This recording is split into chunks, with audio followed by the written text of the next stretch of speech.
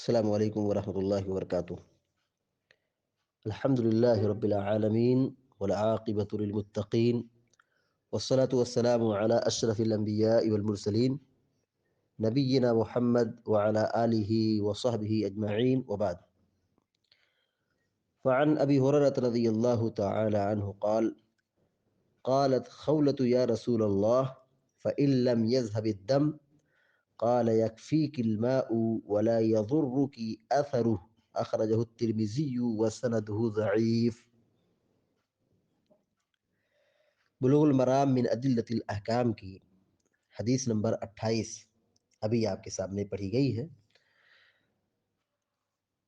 حدیث کو بیان کرنے والے مشہور صحابی حضرت ابو ہریرہ رضی اللہ تعالی عنہ ہیں۔ وہ بیان کرتے ہیں کہ قالت خولۃ، قالا مانے کہنا، قالت خولۃ خولہ نے کہا۔ یہاں خولہ سے مراد خولہ بنت یسار، خولہ ایک صحابیہ ہیں، ان کے والد کا نام یسار تھا، خولہ بنت یسار۔ وہی پوچھتی ہیں یا رسول اللہ، اے اللہ کے رسول صلی اللہ علیہ وسلم، سوال کیا ہے؟ فَإِن لَمْ يَذْهَبِ الدَّمْ، فَإِن لَمْ يَذْهَبِ الدَّمْ، لم یذہب نہ جائے، ان مانے اگر، ان مانے اگر، لم یذہب نہ جائے، الدم مانے خون، فَإِن لَمْ يَذْهَبِ الدَّمْ، اگر خون نہ جائے، یعنی خون کا اثر دھلنے کے بعد ختم نہ ہو بلکہ باقی رہے۔ اصل میں ایک سوال تھا، یہ حدیث جو مکمل ہے وہ اس طرح ہے کہ آپ صلی اللہ علیہ وسلم نے حیض کے خون کے متعلق دھلنے کا جو طریقہ بتایا، تو اس پر صحابیہ نے سوال کیا۔ یہ پوری مکمل روایت اس طرح ہوگی کہ سوال یہ کیا کہ جیسے آپ نے بتایا ہے کہ خون کو ایسے صاف کرو، دھلو، ناپاکی کا جو خون کپڑے میں لگا ہے، تو اے اللہ کے رسول صلی اللہ علیہ وسلم فَإِن لَمْ يَذْهَبِ الدَّمْ، اگر خون نہ جائے، یعنی دھلنے کے بعد دھل دیے لیکن جو خون کی سرخی اور سیاہی ہے کپڑے میں دھلنے کے بعد بھی باقی ہے، یعنی اس کا رنگ باقی ہے۔ قال، آپ نے فرمایا، یکفیک الماء ولا یضرک اثر، یکفی کی تم کو کافی ہوگا، یکفی کی تم کو کافی ہوگا، الماء مانے پانی، یکفیک الماء پانی تم کو کافی ہوگا، یعنی پانی کپڑے پر بہا دیے، گرا دیے اور اس کو اچھی طرح دھل دیے، تو یہ پانی گرانا ہی، اس کو دھلنا ہی کپڑے کے لیے طہارت ہے، یہ پانی تم کو کافی ہو جائے گا، یہ پانی سے وہ حصہ پاک ہو گیا ہے۔ ولا یضرک اثرہ، ولا یضرک تم کو نقصان نہیں پہنچے گا، ولا یضرک اور تم کو نقصان نہیں پہنچے گا، اثرہ اثر مانے اس کا نشان، اس کا اثر، نشان، یعنی دھلنے کے بعد جو علامت رہتی ہے، پہچان رہتی ہے، تو اسی کے بارے میں فرمایا کہ ولا یضرک اثرہ، اس کا نشان یا اس کا اثر تم کو نقصان نہیں پہنچائے گا، ولا یضرک اور تم کو نقصان نہیں پہنچائے گا، اثرہ اس کا اثر، یعنی پانی کا جو اثر ہے کپڑے پہ جو دکھ رہا ہے کہ کپڑا لال لال نظر آ رہا ہے، سرخی مائل ہے، تو اس وجہ سے کپڑا نقصان نہیں ہوگا، نہیں ناپاک نہیں ہوگا، یعنی دھل دیے، رگڑ دیے، صاف کر دیے، کپڑا پاک ہو گیا۔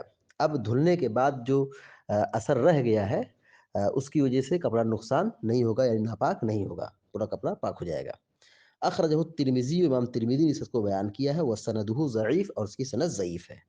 اصل میں یہاں پر ابن حجر یعنی صاحب کتاب جو ہیں علامہ ابن حجر رحمہ اللہ سے سہو ہو گیا ہے، غلطی ہو گئی ہے، انہوں نے اس روایت کے بارے میں کہا کہ روایت ترمذی کی ہے اور یہ سند کیا ہے، ضعیف ہے۔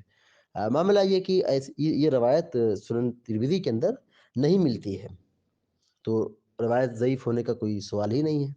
اور دوسری بات یہ کہ یہی جو روایت ہے خولہ بنت یسار رضی اللہ تعالی عنہا کے سلسلے میں کہ انہوں نے سوال کیا تھا، یہی روایت دیکھیے سلسلۃ الاحادیث الصحیحہ میں اور ارواء الغلیل میں یا اس طرح ابو داؤد وغیرہ میں روایت موجود ہے۔ شیخ البانی رحمہ اللہ نے اس روایت کو صحیح قرار دیا ہے، یعنی روایت کیا ہے، صحیح ہے۔ اور دوسری بات یہ کہ روایت ترمذی کی نہیں ہے بلکہ یہ روایت ابو داؤد کی ہے۔ حدیث کا ترجمہ دیکھیے، حضرت ابو ہریرہ رضی اللہ تعالیٰ عنہ کہتے ہیں کہ قالت خولۃ، خولہ رضی اللہ تعالیٰ عنہ نے فرمایا یا رسول اللہ، اللہ کے رسول صلی اللہ علیہ وسلم، فَإِن لَّمْ يَذْهَبِ الدَّمُ، اگر خون نہ جائے یعنی خون کا نشان باقی رہے تو کیا کریں گے؟ آپ نے کہا یکفیک الماء، پانی کا گرانا تم کو کافی ہوگا، یعنی پانی سے صاف کر لیے وہ کافی ہو گیا، کپڑا پاک ہو گیا، صاف ہو گیا۔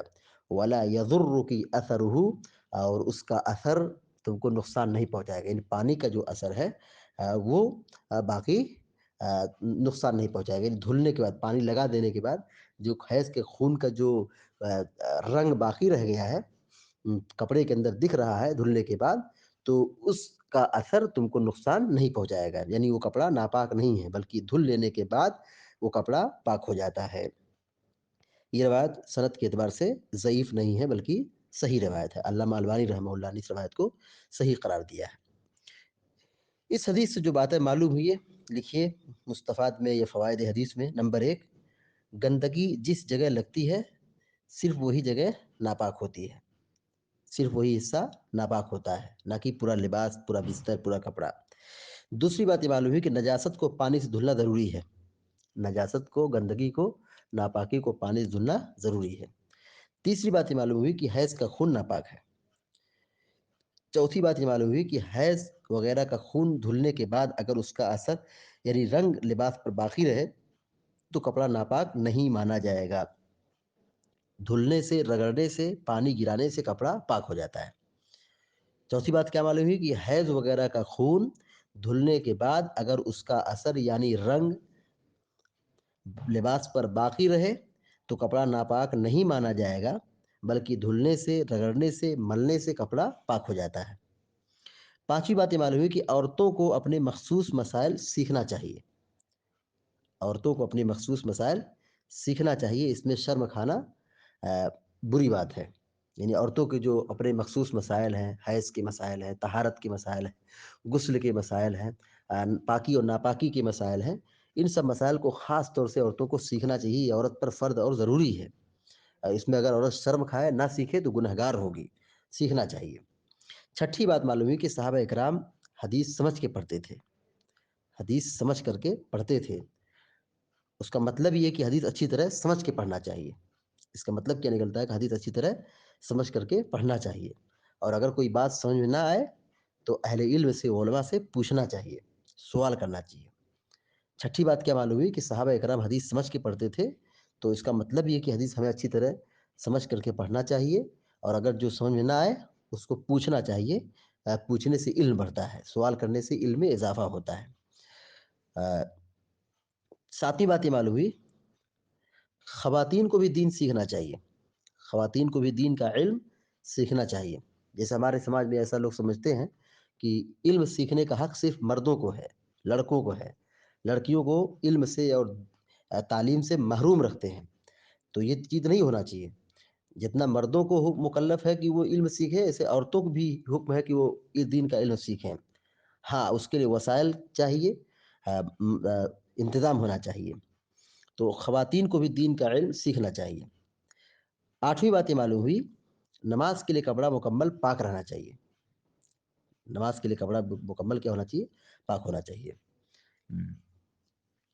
10ویں اور آخری بات یہ معلوم ہوئی کہ بہت سارے صحابہ کرام کے پاس صرف ایک ہی کپڑے، ایک ہی جوڑے رہتے تھے، اسی لیے وہ اس طرح کا سوال کرتے تھے اگر اس کا اثر نہ جائے تو کیا کریں، یعنی ہم کو نماز پڑھنا ہوگا تو کیسے کیا کریں گے؟ تو معلوم یہ ہوا کہ کپڑا اللہ تبارک و تعالیٰ کی ایک بہت بڑی نعمت ہے۔ سابقین اولین صحابہ کرام بہت غریب تھے، زیادہ تر محتاج تھے، ان کے پاس صرف اور صرف ایک ہی جوڑے رہتے تھے۔ اللہ تعالیٰ کا ہمیں کتنا زیادہ شکر ادا کرنا چاہیے کہ اللہ تعالیٰ نے ہم کو بہت سارے جوڑوں سے اور کپڑوں سے اور نعمتوں سے مالا مال کیا ہے، تو اللہ تعالیٰ کا ہم شکر ادا کریں گے تو اللہ تعالیٰ ہم کو مزید نعمتوں سے مالا مال کرے گا۔ اللہ تعالیٰ سے دعا ہے کہ اللہ تعالیٰ ہم سب کو نیک عمل کرنے کی توفیق عطا فرمائے۔ یہیں پر نجاست کو دور کرنے اور گندگی کو دور کرنے کا جو باب ہے، تیسرا باب ہے بلوغ المرام کا، اللہ رب العالمین کی توفیق سے ختم ہو رہا ہے۔ اب اللہ رب العالمین سے دعا کرتے ہیں کہ اللہ تعالیٰ ہم سب کو علم نافع عطا فرمائے، عمل صالح کی توفیق عطا فرمائے، آمین یا رب العالمین۔ وصلی اللہ علی نبینا محمد وعلی آلہ وصحبہ اجمعین۔ السلام علیکم ورحمۃ اللہ وبرکاتہ۔